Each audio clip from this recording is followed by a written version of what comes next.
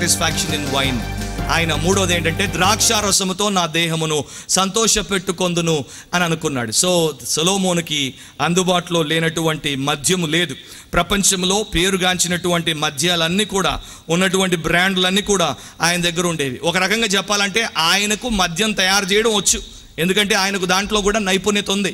So రకరకాల అసలు సిసలైనటువంటి నాణ్యమైనటువంటి మద్యాలను తయారు చేసుకొని వాటిని సేవించేవాడు.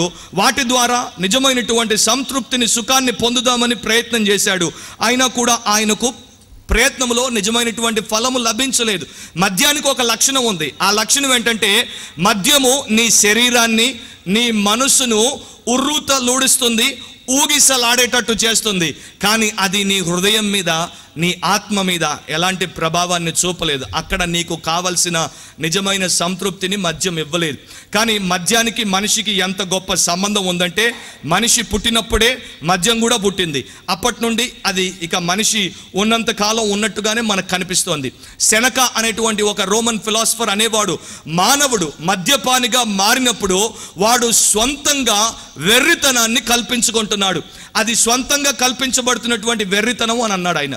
అయినా కూడా ఈ రోజున చూడండి, మద్యపాన నిషేధం పెట్టండి, మద్యం మంచిది కాదని అడ్వర్టైజ్మెంట్లు చూపించండి, మద్యం తాగడం ద్వారా చెడిపోయారని ఎంతమంది మనకి ఎన్ని రకాలుగా చెప్పినా కూడా మనిషి మద్యానికి బానిసైపోతున్నాడు. ఒక కారణం ఏంటంటే మద్యములో ఏదో వాడికి లభిస్తుంది, మద్యము వాడికి ఏదో ఇస్తుంది అనేటువంటి ఆశ, అలాంటి ఆలోచన వాడికి ఉంది కనుకనే దాని వెనక వాడు పడిపోతున్నాడు.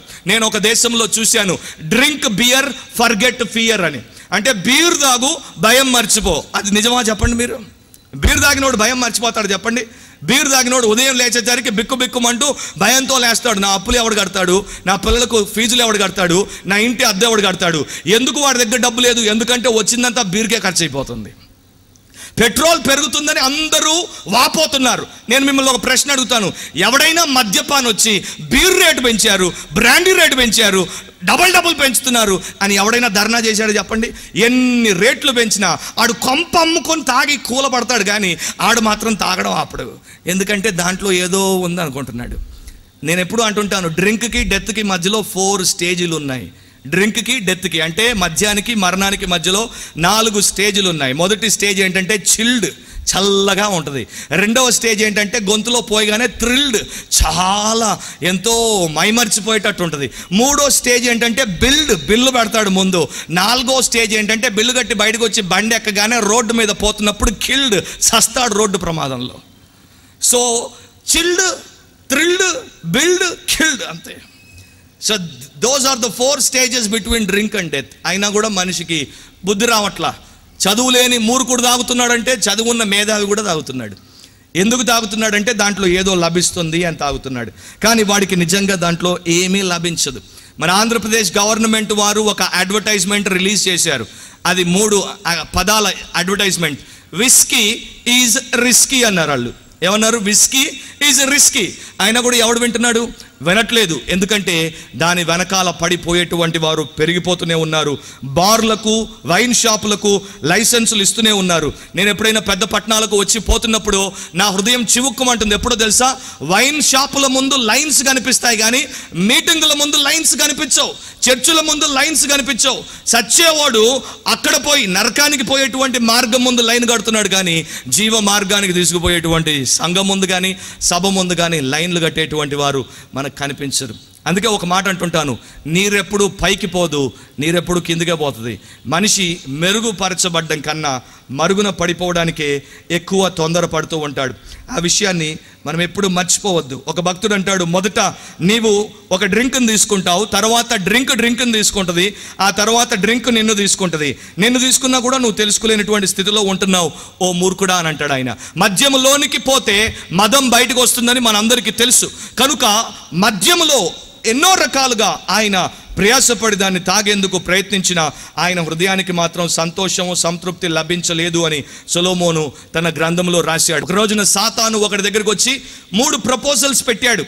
నీ సేవకుణ్ణి చంపు, నీ అందమైన భార్యను బాదు, లేకపోతే మద్యం తాగు అన్నాడు.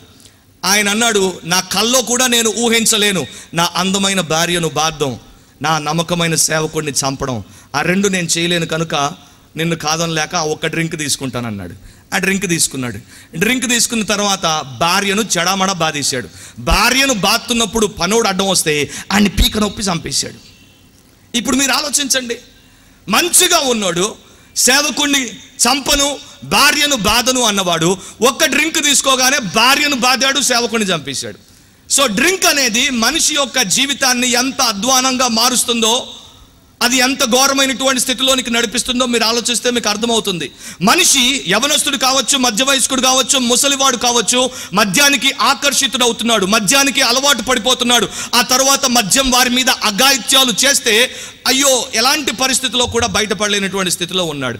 మద్యపానం చేసిన తర్వాత ఘోర ప్రమాదాలు జరుగుతాయి, మర్డర్లు జరుగుతాయి, రేపులు జరుగుతాయి, దొంగతనాలు జరుగుతాయి, అనవసరమైనటువంటి మూర్ఖపు పోట్లాటలు జరుగుతాయి, అనేక రకాలుగా కుటుంబాలు నాశనం అయిపోతున్నాయని మనందరికీ తెలుసు. అయినా కూడా మనిషి దాంట్లో ఏదో ఉందని ప్రయాసపడుతున్నాడు. దాంట్లో మనకి ఏమీ లభించదు. నోవా తాగి గుడ్డలు లేకుండా పడిపోయి అవమానాల పాలయ్యాడు. లోతు తాగి అవాచ్యమైనటువంటి పని చేశాడు. అహష్వేరోషు తాగి మూర్ఖంగా ప్రవర్తించాడు. బెన్హదాదు తాగి ఓడిపోయి దేశాన్ని కోల్పోయాడు. అంతేకాదు బెల్షజర్ తాగి దేవదూషణ చేసి చచ్చాడు. సో మద్యం తాగి బాగుపడినోడు ఎవ్వడు లేడు. అది మనిషిని అసంతృప్తిలోనే ఉంచేస్తుంది. మీరు ఎంతమంది ప్యాషన్ ఆఫ్ క్రైస్ట్ సినిమా చూశారు? ఎంతమంది మెల్ గిబ్సన్ తీసిన ప్యాషన్ ఆఫ్ క్రైస్ట్ సినిమా చాలామంది చూశారు. చాలా మంచిది. మెల్ గిబ్సన్ ఆ సినిమా తీసి $638 million సంపాదించాడు. అంటే మన ఇండియన్ రూపీస్లో చెప్పాలంటే 2800 కోట్లు సంపాదించాడు ఆ సినిమా తీసి. 2006 సంవత్సరంలో ఆయన బాగా మద్యం దాగి అమెరికాలో డ్రైవ్ చేస్తున్నప్పుడు పోలీస్ ఆఫీసర్ ఆపాడు. ఆపినందుకు పోలీస్ ఆఫీసర్ మీదే తిట్లు తిట్టాడు. సో 2 కేసులు మెల్ గిబ్సన్ మీద బుక్ అయ్యాయి. ఒకటేమో డ్రంక్ డ్రైవింగ్, రెండవదేమో అబ్యూజింగ్ ది ఆఫీసర్. ఆ 2 కేసులు పెట్టినప్పుడు తనకు స్పృహ వచ్చినప్పుడు తప్పొప్పుకొని జుర్మానా కట్టాడు. ప్రపంచమంతటికి ప్యాషన్ ఆఫ్ క్రైస్ట్, మనోడికి ప్యాషన్ ఆఫ్ డ్రింక్. అది వేషధారణ కాదా? అది మోసం కాదా? అది దుర్మార్గమైనటువంటి జీవితం కాదా? అడిగేవాడు లేకపోవచ్చు, కానీ ఒక రోజున దేవుడు తప్పకుండా అడుగుతాడు. అదే మానవుడిలో ఉన్నటువంటి పెద్ద మూర్ఖత్వం. ఎంతో అద్భుతంగా సన్నివేశాలు చిత్రీకరించి ప్రతి ఒక్కడూ ఆ సీన్ చూసినప్పుడు ఏడ్చేటట్టు చూపించాడు. మనోడే ఇంకా లైఫ్లో బూజును వదలలేకపోతున్నాడు. అందుకే అంటాను, booze life is a loose life అని.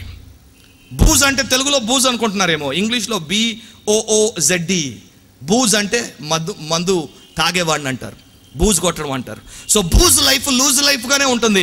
ఎంత పెద్ద సినిమా తీసినా, ప్రపంచానికి ఎంత సందేశం చాటినా. 4వ విషయంలోనికి వచ్చాను. సోలమన్ సాట్ సాటిస్ఫాక్షన్ ఇన్ వెల్త్. ఆయన తర్వాత ఐశ్వర్యములో, ధనములో ఆయన సంతృప్తిని వెతుక్కునే ప్రయత్నం చేశాడు. మీరు సొలొమోను గురించి ఆలోచిస్తే ప్రసంగి 2లో మీరు చదవండి. ఆయన అంటాడు, నా దగ్గర వెండి, నా దగ్గర బంగారము, రాజుల సంపద, ఆయా దేశాల్లో ఉండేటువంటి సంపత్తు, మనుషులు ఇచ్చయించేటువంటి సంపద అంతటిని నేను సమకూర్చుకున్నాను. నా దగ్గర పశువుల మందలు, గొర్రెల మందలు, అనేక రకాల మందలు ఉండేవి. సొలొమోను కాలంలో వెండి ఎట్లా ఉండేదో తెలుసా? ఇప్పుడు మన రోడ్డు మీద కంకర వేస్తారు చూడండి, కంకర. ఆ కంకర లాగా వెండి కుప్పలు కుప్పలు కుప్పలు కుప్పలుగా పడుండేది. వెండి కిలో ఎంత ఇప్పుడు? బంగారం వెండి మొన్నటిదాకా పోటాపోటీగా పెరుగుతూ పోయాయి. ఆయనకు పన్ను రూపంలో ప్రతి సంవత్సరము 25 టన్నులకు మించిన బంగారం వచ్చేది. నాకు ఇప్పుడు చాలా జాగ్రత్తగా వినండి సిస్టర్లు, ఎందుకంటే 25 టన్నులు అంటే 25,000 కేజీల బంగారం. దాదాపు నిపుణుల అంచనా ప్రకారం 30,000 కేజీల బంగారం వచ్చేది. 1 తులం బంగారం ఎంత ఇప్పుడు? 1 తులం 25,000. ఆయనకి సంవత్సరానికి వచ్చేదంతా 25,000 కిలోల బంగారం. చెన్నైలో ఒకడు చీరంతా బంగారంతో చేశాడంట. చీరంతా బంగారమే, అంటే గోల్డ్నే చీరలాగా తయారు చేసేసాడు. దాని కాస్ట్ కొన్ని లక్షల రూపాయలు. సొలొమోనుకి ఎంతమంది స్త్రీలు ఉండేవారు?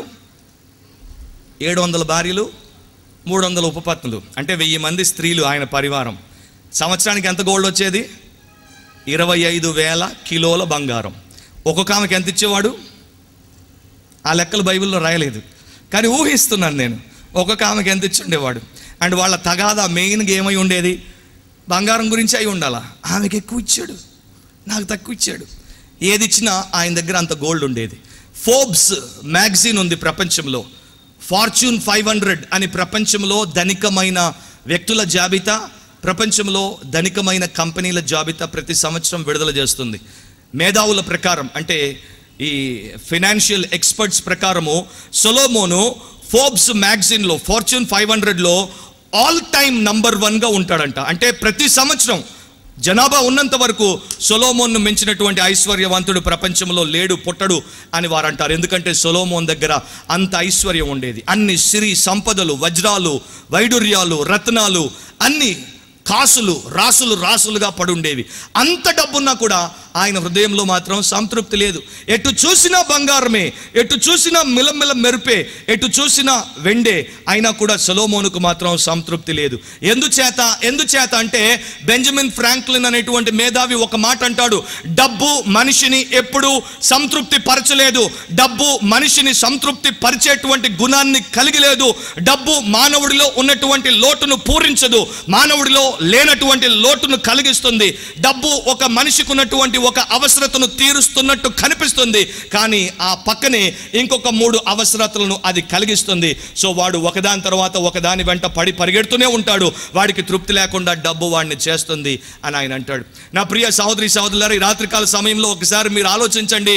మనుషుల గుండెలు లబ్బు డబ్బు లబ్బు డబ్బు అని కొట్టుకోవట్లేదు. మనుషుల గుండెలు డబ్బు డబ్బు డబ్బు డబ్బు డబ్బు డబ్బు అని కొట్టుకుంటున్నాయి ఈ రోజుల్లో. చివరి దినాల్లో మనుషులు ధనాపేక్షలు అయిపోతారని బైబిల్ చెప్తోంది. అండ్ ప్రతి మనిషికి ఉన్నటువంటి ఫిలాసఫీ ఏంటో తెలుసా? ప్రతి ఒక్కడు ఏటీఎం లాగా ఉండాలనుకుంటాడు. ఏటీఎం అంటే ఏంటో తెలుసు? Any time money. ఎప్పుడు నువ్వు కార్డు పెట్టినా క్యాష్ బయటకు వస్తుంది. అండ్ ప్రతి ఒక్కడు ఎలాంటి పొజిషన్లో ఉండాలి? ఎప్పుడు ఆడు చేయి పెట్టినా ఆడు నిండా క్యాష్ ఉండాలా. అందుకనే మంచి ఉన్నత విద్యార్హతలు ఉన్నప్పటికీ ఎక్కువ జీతం వస్తే తక్కువ స్థాయి పనులు చేయడానికి కూడా మనుషులు ముందుకు పరిగెడుతున్నారు. మనకు ఇంకొక లక్షణం ఉంది. మన అర్నింగ్ కెపాసిటీ పెరుగుతున్న కొలది మనలో ఎర్నింగ్ కెపాసిటీ కూడా పెరుగుతుంది. అంటే డబ్బు ఎక్కువ సంపాదిస్తుంటే వ్యామోహం కూడా ఎక్కువగా పెరిగిపోతూనే ఉంటుంది. అలాంటి పరిస్థితుల్లో మనిషి ఉన్నాడు. అన్ని సౌకర్యాలు కావాలి, అన్ని సదుపాయాలు కావాలి, అన్ని గ్యాడ్జెట్స్ కావాలి. ప్రపంచంలో కంటికి ఇనుపుగా కంపించేది ప్రతిదీ, అది ఎలక్ట్రానిక్ షాప్ కావచ్చు, ఫర్నిచర్ షాప్ కావచ్చు, రియల్ ఎస్టేట్ కావచ్చు, గోల్డ్ కావచ్చు, ఇంకోటి కావచ్చు, అవన్నీ నాకు ఉండాలి. అవన్నీ నాకు ఉండాలంటే నా దగ్గర పర్సు నిండా క్యాష్ ఉండాలి. క్యాష్ ఉండాలంటే నేను ఏదో ఒక రకమైనటువంటి కక్కుర్తికి తప్పకుండా గురవ్వాలి.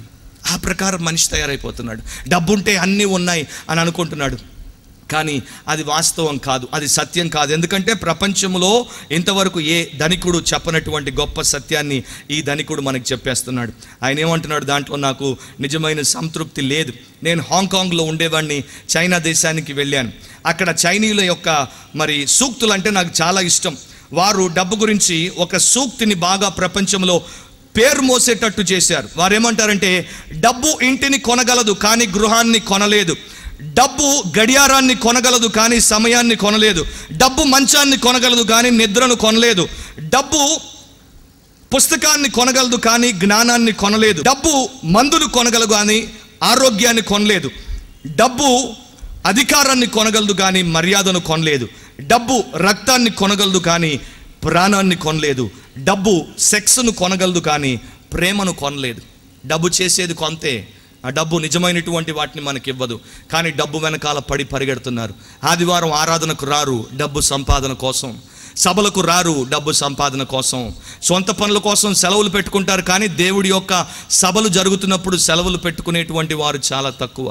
అలాంటి పరిస్థితుల్లో ఉన్నప్పుడు మన విలువ ఏంటో, మన ప్రాధాన్యత ఏంటో, మనకున్నటువంటి ముఖ్యమైనటువంటి గోల్స్ ఏంటో ఎవరో వచ్చి మనకు చెప్పాల్సిన అవసరం లేదు, మనకే తెలుసు. నేను హిందీలో ఉర్దూలో షాయరీ చేస్తుంటాను. నేను రక్షణ పొందినప్పుడు నాకు ఉన్నటువంటి ఒక ఆశ ఏంటంటే బాలీవుడ్లో అంటే హిందీ సినిమాలకు పాటలు రాయాలి. అది నా యొక్క అప్పుడు ఆశ. సో ఒకప్పుడు నేను ఒక మాట రాశాను. అంత చెప్పను కానీ 2 మాటలు చెప్తాను. మేరే ఊపర్ మే క్యాష్, మేరే నీచే మే క్యాష్, మేరే ఆగే మే క్యాష్, మేరే పీచే మే క్యాష్. మనిషి యొక్క ఫిలాసఫీ ఏంటంటే నా పైన డబ్బు, నా కింద డబ్బు, నా ముందు డబ్బు, నా వెనక డబ్బు. మేరే ఆహో మే క్యాష్, మేరే సాసో మే క్యాష్, మేరే జోబో మే క్యాష్, మేరే బాహో మే క్యాష్. అంటే నా కళ్ళల్లో డబ్బు, నా ఊపిరిలో డబ్బు, నా జేబుల్లో డబ్బు, నా బాహువుల్లో డబ్బు. మేరే దిల్ భర్ మే క్యాష్, మేరే సారే బిల్ భర్ దే క్యాష్. నా గుండె నిండా డబ్బు, ఎందుకంటే నా బిల్లులన్నీ కట్టే డబ్బు. కానీ నిన్ను రక్షించలేదు డబ్బు. నిన్ను ఆ పాప క్షమాపణ కొరకు డబ్బు ఏ రకంగా కూడా ఉపయోగపడదు. క్రీస్తు యొక్క కృప నీ క్యాష్తో నీవు కొనలేవు. అది నువ్వు తెలుసుకుంటున్నావా? ఎంత డబ్బున్నా నీవు కన్ను మూస్తే అది ఎవరిదో అయిపోతుంది. బైబిల్ చెప్తుంది అన్నమాట. సో మనిషి డబ్బు వెనకాల పడి పరిగెడుతుంటాడు, అనుకుంటాడు, కానీ అది వాడికి ఏ రకంగా సహాయం చేయదు. మనం డబ్బు కోసం లైఫ్ స్టైల్ పెంచుకోవడానికి డబ్బు వెనకాల పడినప్పుడు మన లైఫ్నే మనం డిగ్రేడ్ చేసుకుంటున్నాం, అంటే జీవితాన్ని మనం దిగజారు చేసుకుంటున్నాం. అలాంటి పరిస్థితిలో ఈ రాత్రి ఉంటే దేవుడు నీతోనే మాట్లాడుతున్నాడని గుర్తించు. అండ్ సొలొమోన్ అంటున్నాడు, దాని ద్వారా నాకు ఏ సహాయము లభించట్లేదు. ఎల్విస్ ప్రిస్లీ అనేటువంటి ప్రపంచ ప్రఖ్యాతిగాంచినటువంటి రాక్ అండ్ రోల్ ఆయన ఆర్టిస్ట్, ఆయన ఒకే ఒక చిన్న జీవితంలో 1 బిలియన్ రికార్డ్స్ అమ్మాడు. ఇంతవరకు భూమి మీద ఏ గాయకుడు కూడా అన్ని రికార్డులు అమ్మలేదు. 1 బిలియన్ అంటే 100 కోట్ల రికార్డులు అమ్మేశాడు. ఆయనకు డబ్బు ఉండేది, పేరు ఉండేది, స్త్రీలు ఉండేవి, అన్నీ ఉండేవి. ఆయనకు ఒక రోజు సాయంత్రం ఆకలేస్తే పీనట్ బటర్ శాండ్విచ్ కోసం తన విమానాన్ని ఇంకొక పట్టణం డెన్వర్ అనేటువంటి పట్టణానికి పంపించి అక్కడ నుండి పీనట్ బటర్ శాండ్విచ్ తెప్పించుకొని తిన్నాడు. అలాంటి వాడు చచ్చిపోయే ముందు 6 వారాలకు ముందు ఒక జర్నలిస్ట్ వచ్చి, నీవు అనుకున్నదంతా సాధించావు కదా, సంతృప్తిగా ఉన్నావా అంటే ఆయన అన్నాడంట, నా బ్రతుకులో నా అంత ఒంటరి ఓడి ఇంకొకడు ఉండడేమో అని అనుకుంటున్నాను, నాకే సంతోషం లేదు, నెమ్మది లేదు, తృప్తి లేదు అన్నాడు. సో అవేవి మనకు సహాయం చేయవు. 5వ పాయింట్లోకి నేను వచ్చేస్తున్నాను. సొలొమన్ సాట్ సాటిస్ఫాక్షన్ ఇన్ వర్క్. పనిలో సంతృప్తిని వెతికేందుకు ఆయన ప్రయాసపడ్డాడు. ఆయన ఎన్నో రకాలైనటువంటి పనులు చేశాడు. గొప్ప పనులు చేయబోనుకొంటిని అని చెప్పాడు. ఆయన ఇండ్లు కట్టించాడు, ద్రాక్ష తోటలు నాటించాడు, వనములను వేయించాడు, చెరువులను తవ్వించాడు. ఆయన కోసం ఒక ఏదేను వనము లాంటి వనాన్ని కట్టించుకున్నాడు. శృంగార వనాలను ఆయన ఏర్పాటు చేసుకున్నాడు. అన్ని చేసుకున్నా కూడా ఆయనకు తృప్తి లభించలేదు. సొలొమోను దేవుని మందిరమును 7 సంవత్సరాలు కట్టించాడు. 1,53,000 మంది పనివారితో 7 సంవత్సరాలు కట్టించాడు. కానీ తన స్వంత ఇంటిని 13 సంవత్సరాలు కట్టించుకున్నాడు. మీరు ఒకసారి ఊహిస్తే మీకు అర్థమవుతుంది, ఆయన దగ్గర ఉన్నటువంటి విస్తారమైనటువంటి ధనంతో 1,00,000 మందికి పైచిలుకు పనివారితో ఎంత అంగరంగ వైభవంగా ఆయన ఇంటిని ఆయన కట్టించుకొని ఉండొచ్చో మీరు ఒకసారి ఆలోచిస్తే మీకు అర్థమవుతుంది. ప్రస్తుతం మన దేశంలో మన కళ్ళ ముందే ముఖేష్ అంబానీ ఒక ఇల్లు కట్టాడు ముంబైలో, అంటిలియా అనేటువంటి ఇల్లు. ప్రపంచంలోనే అది మొట్టమొదటి $1 బిలియన్ హౌస్గా గుర్తింపబడింది.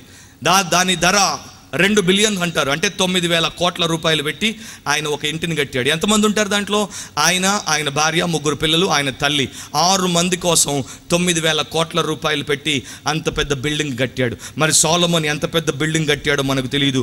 అన్నింటినీ ఆయన ఏర్పాటు చేసి పెట్టుకున్నాడు. ఆయన కూడా ఆయనకు హృదయంలో తృప్తి లేదు. అనేక రకాలైనటువంటి పనుల్లో ఆయన లీనమయ్యేవాడు. 24 గంటలు ఏదో ఒక పని పెట్టుకొని, ప్రాజెక్టు పెట్టుకొని నిత్యము పని చేసేవాడు. అయినా కూడా ఆయనకు సంతృప్తి దొరకలేదు. ఈనాడు కూడా మనం చూస్తే మనందరం కూడా పనివారం అయిపోయాం. We are all workers. ఎప్పుడు చూసినా పని చేస్తుంటాం, పని పని పని.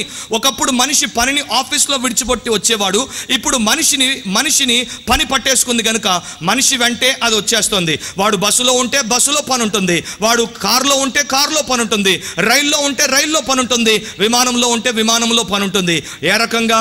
ల్యాప్టాపో, పామ్ టాపో, ఐప్యాడో, లేకపోతే స్మార్ట్ ఫోనో, దాంట్లో వాడు పని పెట్టుకొని ప్రతి చోట దాన్ని వెంట పెట్టుకొని తిరుగుతున్నాడు. ఇంటికి వస్తే పక్కనే పత్ని ఉన్నా కూడా పట్టించుకోడు, ఎందుకంటే వాడి మనసు నిండా పని. అలాంటి పని చేస్తున్నప్పుడు కుటుంబము దెబ్బతింటున్నా, సంఘము దెబ్బతింటున్నా, ఆత్మీయ జీవితం దెబ్బతింటున్నా పట్టించుకునే నాదుడు లేడు. ఒక ఆయన అనేవాడు, డ్రైవ్ దై business, let it not drive the. నీవు నీ పనిని నడిపించాలి, కానీ నీ పని నిన్ను నడిపించకూడదు అనేవాడు.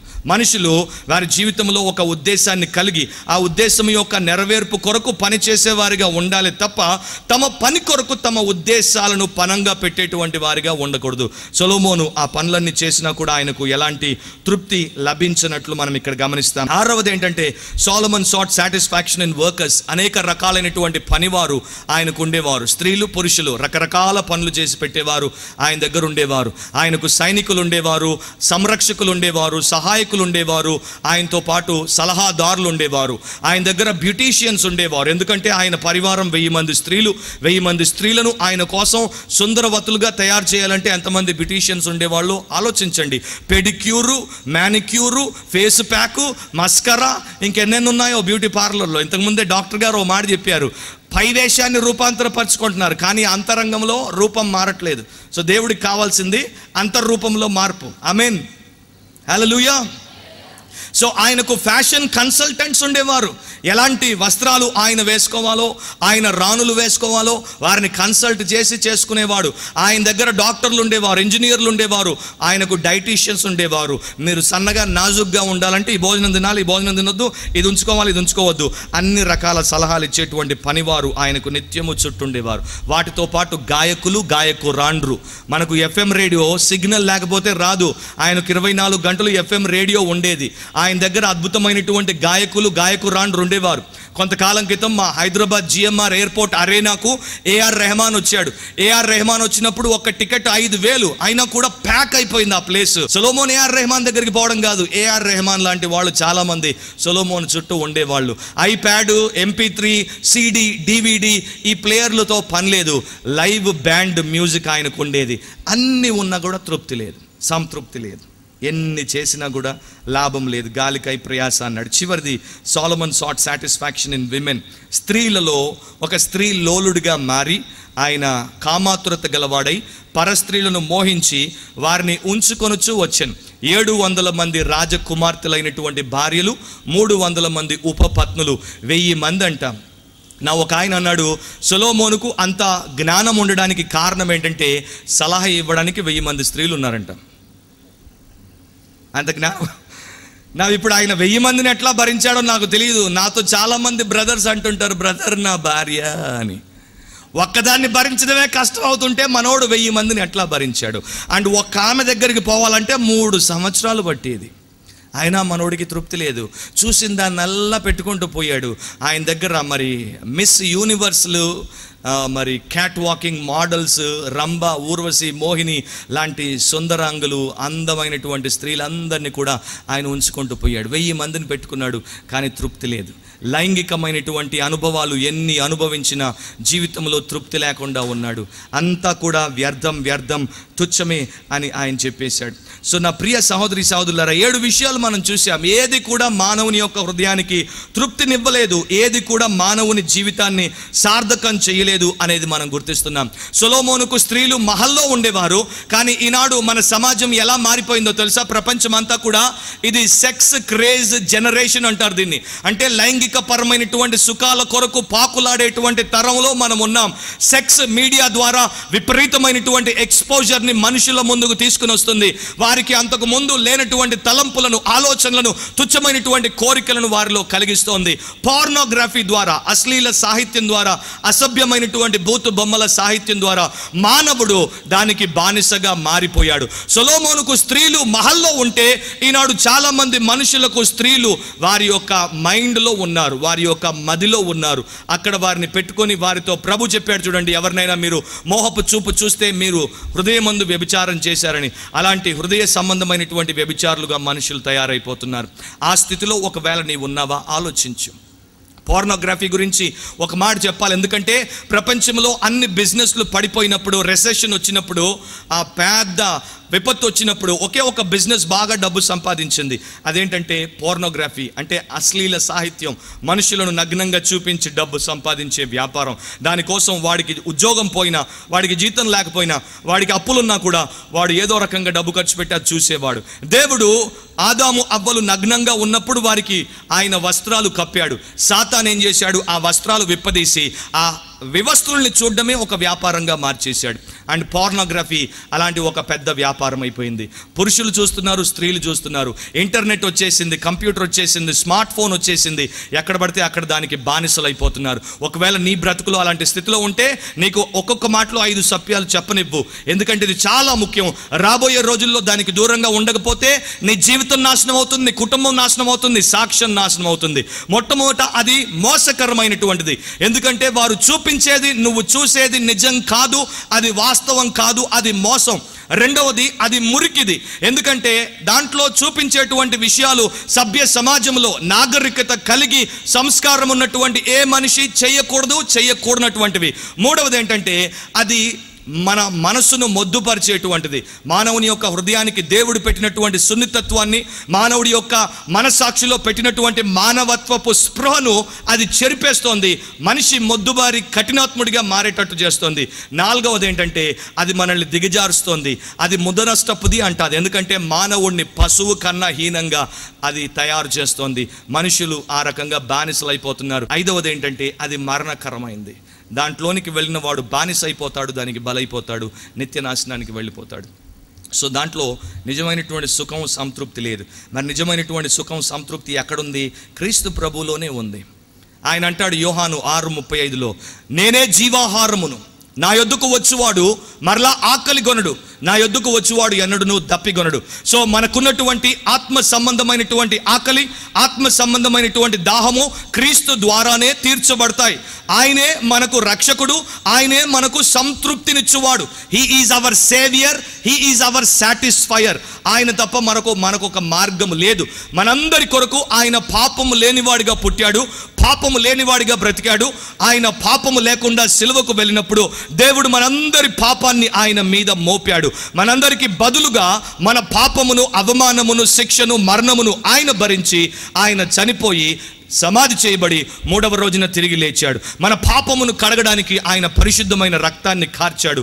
ఆయన కార్చిన రక్తములో మనం కడుగబడితే తప్ప మన ఆత్మకు రక్షణ, మన ఆత్మకు శుద్ధీకరణ, మన ఆత్మకు సంతృప్తి లభించు.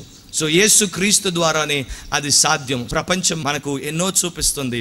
అది విద్య కావచ్చు, అది లోక సంబంధమైన సుఖభోగం కావచ్చు, మద్యం కావచ్చు, ధనం కావచ్చు, పని కావచ్చు, పనివారు కావచ్చు, సెక్స్ కావచ్చు. వాటిని చూపిస్తుంది. వాటిని నిజంగా అనుభవించకుండా మన ముందు పెట్టినట్టే పెడుతుంది, వెళ్ళిపోతుంది. మనం వాటిలో సంతృప్తిని పొందాం. విసికి వేసారిపోయేటట్టు, మనకున్న వనరులన్నిటినీ కోల్పోయేటట్టు చేస్తుంది. సో ఈ రోజున నీవు ప్రపంచంలో ఉన్నటువంటి విషయాల చేత మురిసిపోయి మైమర్చిపోతూ ఉంటే గుర్తుంచుకో, అవి నిన్ను సంతృప్తి పరచలేవు, నీ జీవితానికి సంకల్పాన్ని ఇవ్వలేవు, నీ జీవితాన్ని సార్థకం చేయలేవు. యేసుక్రీస్తే మనకు రక్షకుడు, యేసుక్రీస్తే మనకు సంతృప్తినిచ్చేవాడు. నా యొద్దకు రండి, నేను మీకు విశ్రాంతినిస్తాను. నా యొద్దకు రండి, నేను మీకు శాంతినిస్తాను. నా యొద్దకు రండి, నేను మీకు సమాధానం ఇస్తాను, సామర్థ్యం ఇస్తాను, సమృద్ధినిస్తాను, సమృద్ధి గల జీవాన్ని ఇస్తాను అన్నాడు. మా చిరునామా రూపాంతరం 106 మదన్ గోపాల్ రెసిడెన్సీ, సూర్యానగర్, సైనిక్పురి, సికింద్రాబాద్ 5,94,000.